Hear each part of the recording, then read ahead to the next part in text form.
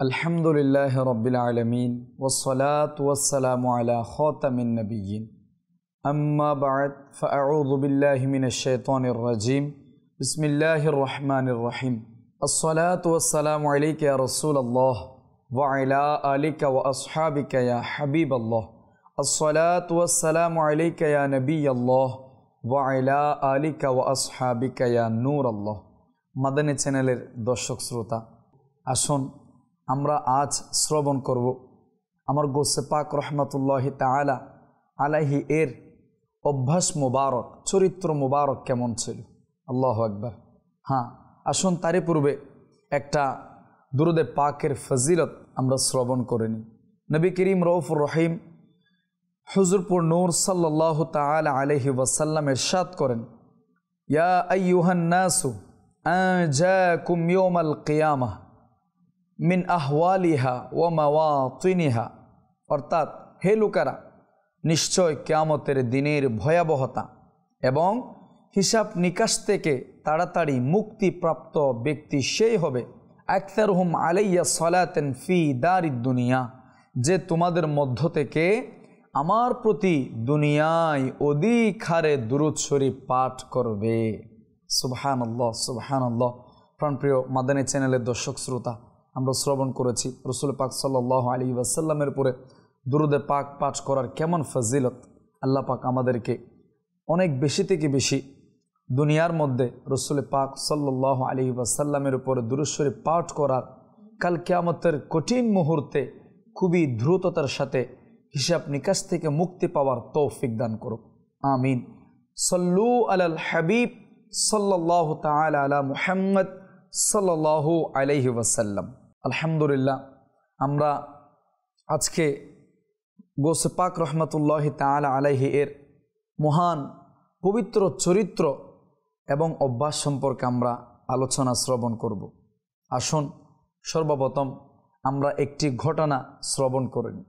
হযরত সাইয়্যিদুনা আব্দুল্লাহ সুলামি রহমতুল্লাহি তাআলা আলাই বর্ণনা করেন, হযরত সাইয়্যিদুনা শেখ মহিউদ্দিন সৈয়দ আব্দুল কাদের জিলানি কুতুবে রব্বানি শাহবাজে লাম মকানি, শেখ মহিউদ্দিন আব্দুল কাদের জিলানি রহমতুল্লাহি তাআলা আলাই আমাকে নিজের একটি ঘটনা এভাবে শুনিয়েছেন। আল্লাহু আকবার। স্বয়ং আমার গোসে পাকই শুনিয়েছেন ওই মহান ওলিকে, হযরত আব্দুল্লাহ সুলামিকে।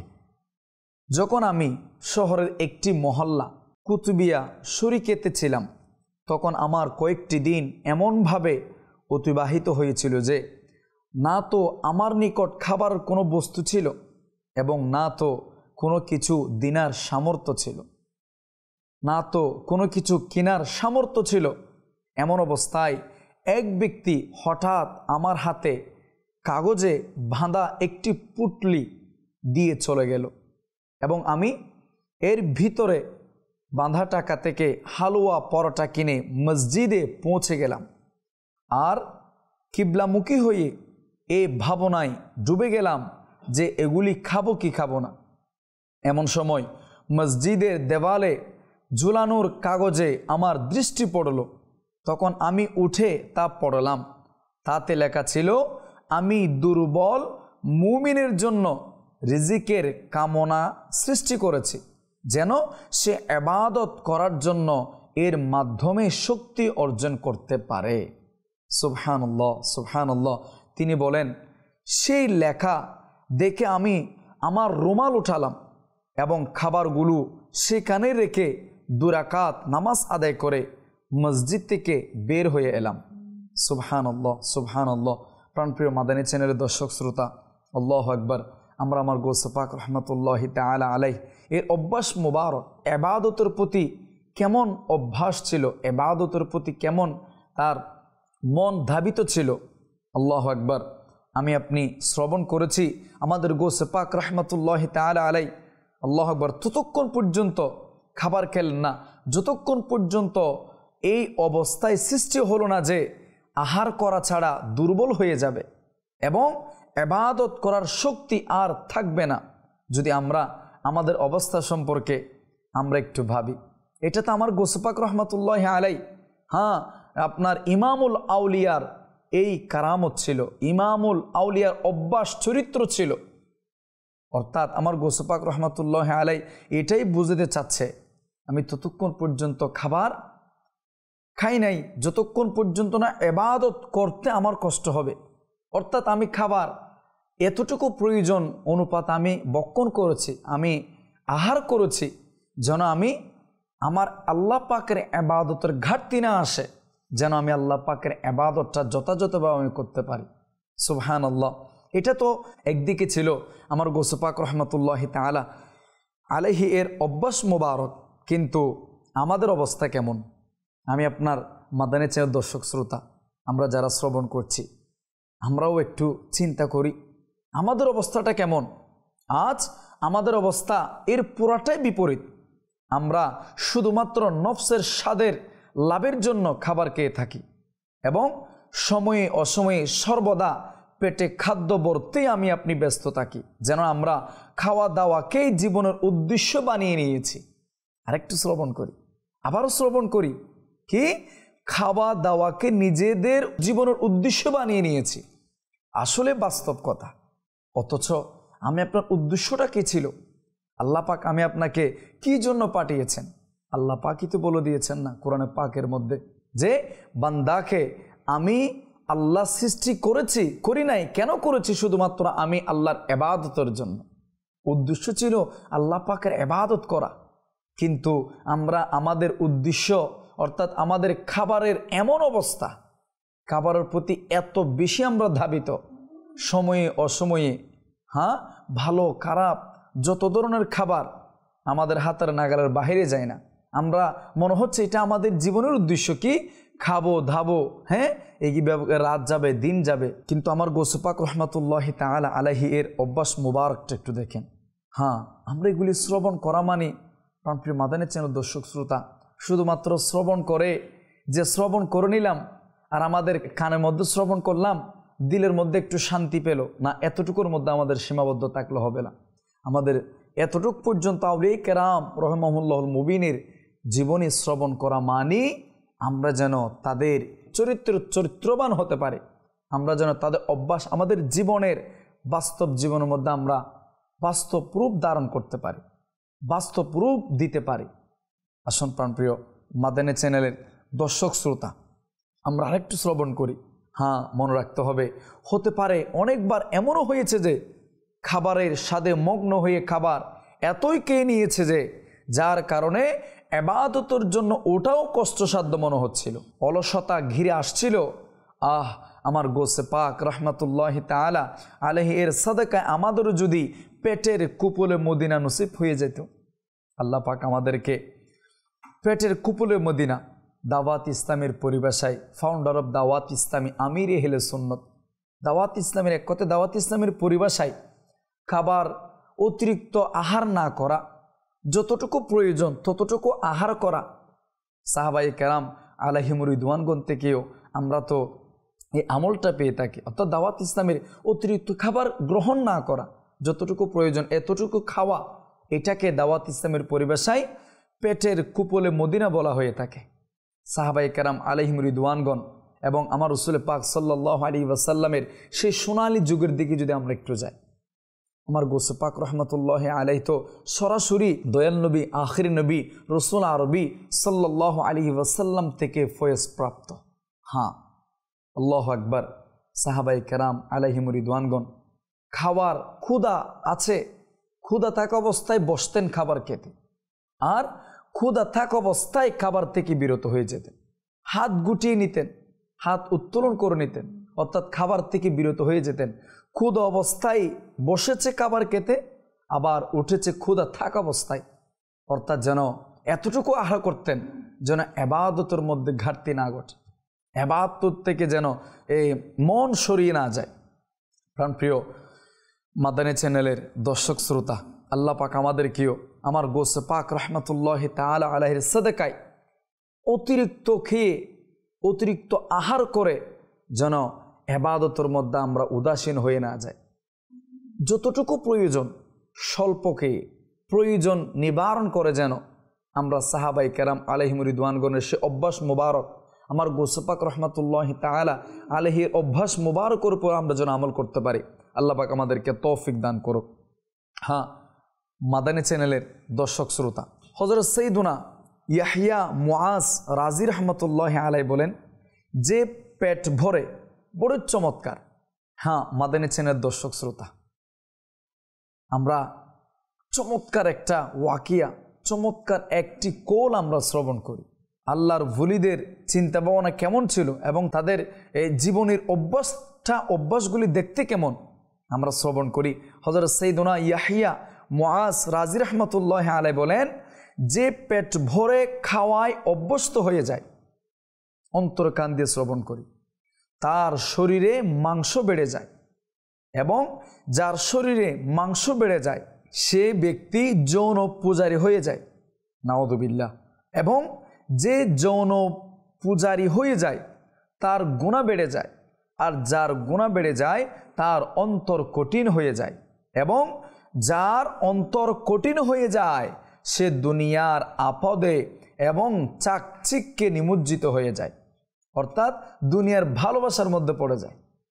বলা হচ্ছে, কিতাবের মধ্যে এসেছে, রাসূল পাক সাল্লাল্লাহু আলাইহি ওয়াসাল্লাম বলেন আপনার এই দুনিয়ার মোহাব্বত হচ্ছে সকল ধ্বংসের মূল। এই দুনিয়া আমি আপনাকে আল্লাহ পাক দিয়েছেন ইবাদত রিয়াজত করার জন্য, এই দুনিয়ার প্রেমে পড়ার জন্য নয়। আর যে ব্যক্তি দুনিয়ার প্রেমে পড়ে তা ওই ব্যক্তির অন্তরে আল্লাহ পাকের মোহাব্বত, ভালোবাসা, আমার রাসূল পাক সাল্লাল্লাহু আলাইহি ওয়াসাল্লামের সুন্নতে মুবারকা, তাকওয়া, ইখলাস এটা কখনো প্রবেশ করতে পারে না। হ্যাঁ, এটা পার্থক্য। দুইটা জিনিস, দুনিয়ার মোহাব্বত এবং তাকওয়া দিলের মধ্যে একসাথে কখনো হতে পারে না। সেজন্য আমাদের মুসলমানদের জন্য, আমি আপনার জন্য মাদানী চ্যানেলের দর্শক শ্রোতা, সবচেয়ে বড় সম্পদ হচ্ছে ঈমান। আর ঈমান কার থেকে থাকবে? ঈমানের বহিঃপ্রকাশ কিভাবে ঘটবে? তাকওয়ার মাধ্যমে ঘটবে। আমাদের সম্পদ তাকওয়া, এটা অনেক বড় সম্পদ। প্রাণপ্রিয় মাদানী চ্যানেলের দর্শক শ্রোতা, বড় চমৎকার আমরা আমার গৌস পাক রহমাতুল্লাহি তাআলা আলাইহি সম্পর্কে আমরা শ্রবণ করছিলাম। আমার গৌস পাক রহমাতুল্লাহি আলাইহির উত্তম চরিত্র এবং অভ্যাস মোবারক। আমাদেরও যদিও আমার গৌস পাক রহমাতুল্লাহি তাআলা আলাইহির মতো ক্ষুধা থেকে কম খাওয়ার মন মানসিকতা সৃষ্টি হয়ে যেত, এবং আমরা শুধুমাত্র এতটুকুই খাবো যার দ্বারা আল্লাহ তাআলার ইবাদতের শক্তি অর্জিত হতে পারে, এবং খাওয়ার সময় নিয়ত এরূপ হবে যে ইবাদতের শক্তি অর্জনের জন্য খাবার খাচ্ছি। হ্যাঁ, মনে রাখতে হবে খাবার খাওয়া কিন্তু একটা মুবা জিনিস। মুবা কাকে বলে? শরীয়তের পরিভাষায় যে কাজের গুনাহ নেই এবং নেকিও নেই। তো এই খাবার আমরা যদি বক্ষণ করি, যদি আমার আলহামদুলিল্লাহ দাওয়াত ইসলামীর প্রতিষ্ঠাতা শেখ তরিকত আমির আহলে সুন্নত যেভাবে আমাদেরকে তরবিয়ত করছেন, আমাদেরকে শিখাচ্ছেন, যদি আমরা এই মুবা কাজ যত আছে, বিশেষ করে খাবারের কাজ, আলহামদুলিল্লাহ আপনি দাওয়াত ইসলামের পরিবেশের মধ্যে যখন আসবেন আপনি আশ্চর্য হয়ে যাবেন।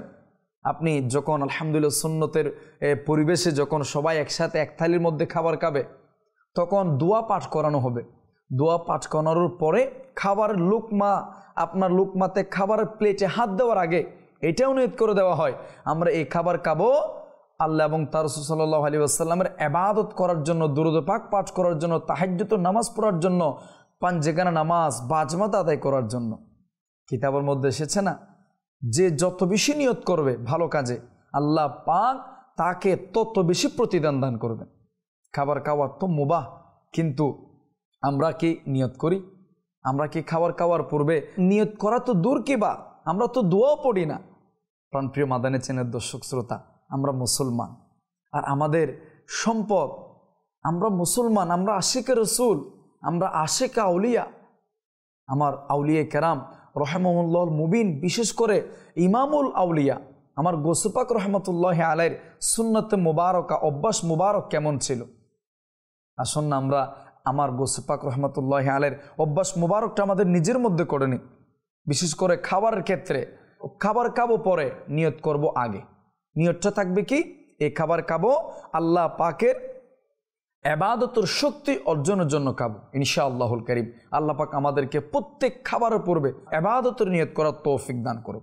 আমিন। সল্লু আলাল হাবিব সাল্লাল্লাহু তাআলা আলা মুহাম্মদ সাল্লাল্লাহু আলাইহি ওয়াসাল্লাম।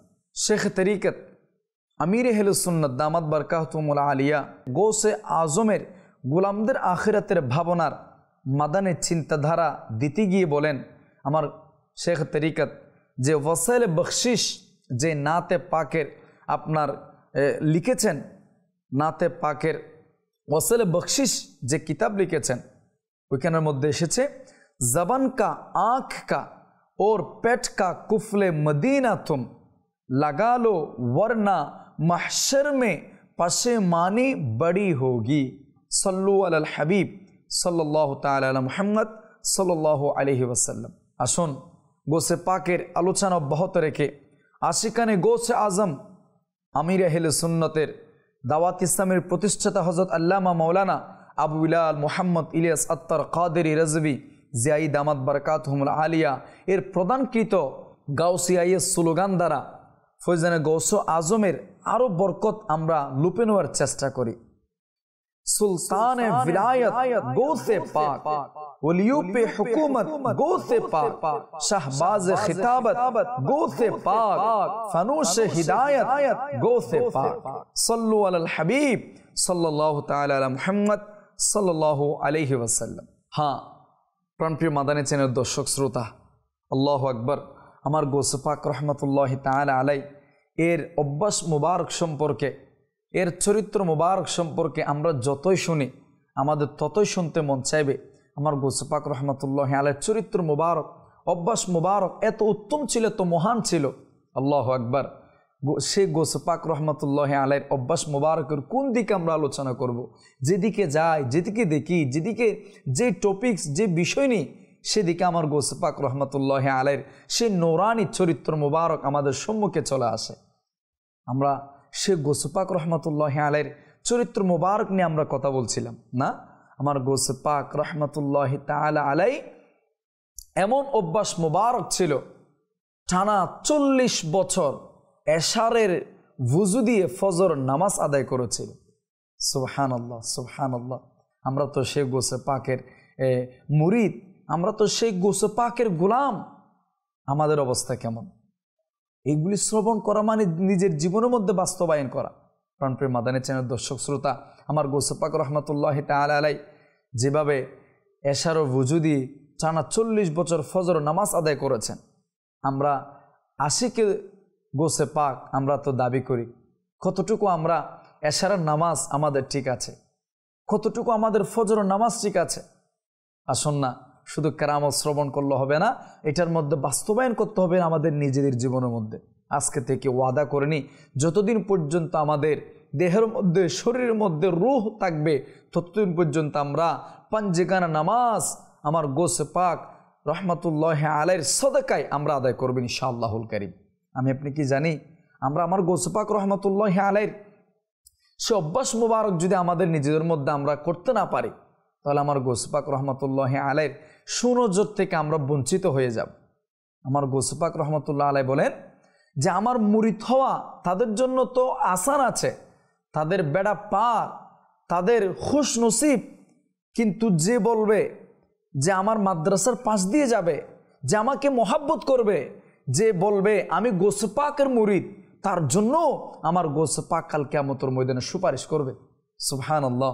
ওই গৌসে পাক রহমতুল্লাহ আলাইহি বলেন বেনমাজি ব্যক্তি যারা আছে তারা যেন আমার গৌসে পাক রহমতুল্লাহ আলাইহির সন্নিকটে যে কবরস্থান ছিল, ওই কবরস্থানের মধ্যে দাপন করা নিষেধ করে দিয়েছে, যারা বেনমাজি নামাজ ছেড়ে দেয়। আল্লাহু আকবার। তো আমরা এখান থেকে শিক্ষা অর্জন করে আমরাও নিয়ত করতে পারি না? অবশ্যই পারি। আল্লাহ পাক আমাদেরকে আমার গৌসে পাক রহমতুল্লাহ আলাইহির সদকায় নিয়ত করে পাঞ্জেগানা নামাজ সময় মতো, ওয়াক্ত মতো আদায় করার তৌফিক দান করুন।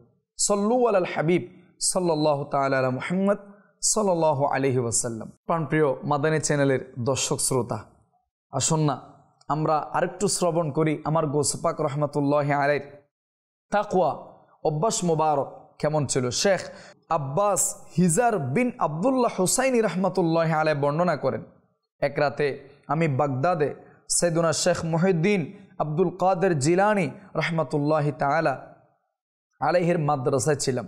একজন খলিফা তার খেদমতে আসলো এবং সালাম করার পর আরজ করলো, আমাকে কিছু নসিহত করুন, এবং সম্পদের 10টি থলে পেশ করলো যা খাদেম কাঁধে নিয়েছিল। তিনি রহমতুল্লাহ আলাইহি বললেন, আমার এই থলেগুলোর প্রয়োজন নেই। কিন্তু খলিফা তা ফিরিয়ে নিতে অস্বীকৃত জানালেন এবং গ্রহণ করার জন্য বারবার অনুরোধ করল। অতঃপর তিনি একটি থলে ডান হাতে আরেকটি বাম হাতে নিলেন, দুইটি ধরে নিংড়ালো, চাপ দিল, তখন তা থেকে রক্ত প্রবাহিত হতে লাগলো। আল্লাহু আকবার। অতঃপর তিনি সে খলিফাকে বললেন, তুমি আল্লাহ তাআলাকে লজ্জা করো না যে মানুষের রক্ত নিয়ে আমার কাছে এসেছ? এ কথা শুনে সে বেহুশ হয়ে গেল। আল্লাহু আকবার।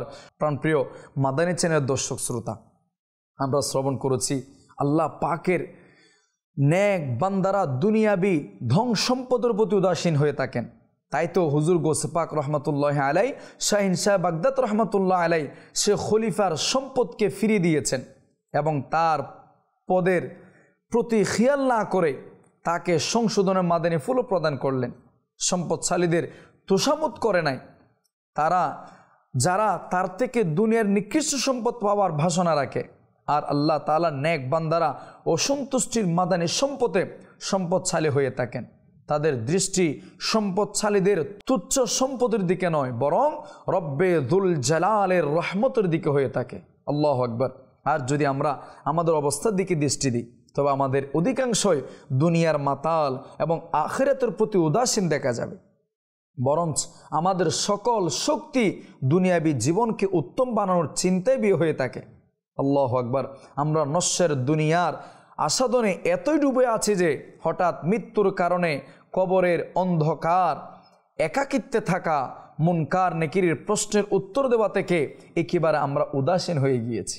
আল্লাহ, বড়ই চিন্তার বিষয়, বড়ই ভাবনার বিষয়। মাদানী চ্যানেলের দর্শক শ্রোতা, আসুন না দুনিয়ার ভালোবাসা নিজের অন্তর থেকে বের করতে গিয়ে আমরা দুনিয়ার প্রতি নিন্দার উপরে ফরমান মুস্তাফা সাল্লাল্লাহু আলাইহি ওয়াসাল্লাম আমরা শ্রবণ করি। নাম্বার 1, আদ-দুনিয়া মালউনুন মা ফিহা ইল্লা মা কানা লিল্লাহি মিনহা। বলা হচ্ছে দুনিয়া এবং যা কিছু এতে আছে তা অভিশপ্ত, কিন্তু এর যা আল্লাহ তাআলার জন্য তা ব্যতীত। সুবহানাল্লাহ। দ্বিতীয় হাদিসে পাকের মধ্যে রাসূল পাক সাল্লাল্লাহু আলাইহি ওয়াসাল্লাম ইরশাদ করছেন, হুব্বুদ দুনিয়া রাসু কুল্লি খতিআহ, অর্থাৎ দুনিয়ার ভালোবাসা সকল গুনাহের মূল।